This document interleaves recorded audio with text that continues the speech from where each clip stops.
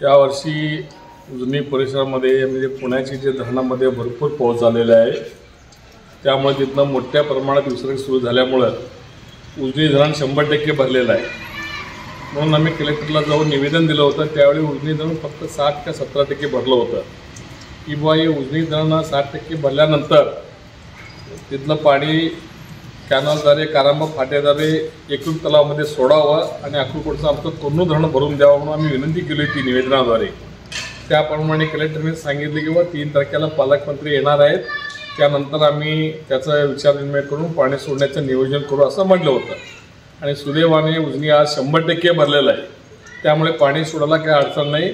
तिकडे भीमा नदीद्वारे लाखो विशेष पाणी वाया चाललेले आहेत कर्नाटकमध्ये, तिथेही पूर आलेले आहे। तळोळा भागामध्ये तर 4-5 गावामध्ये पाणी घुसलेलं आहे।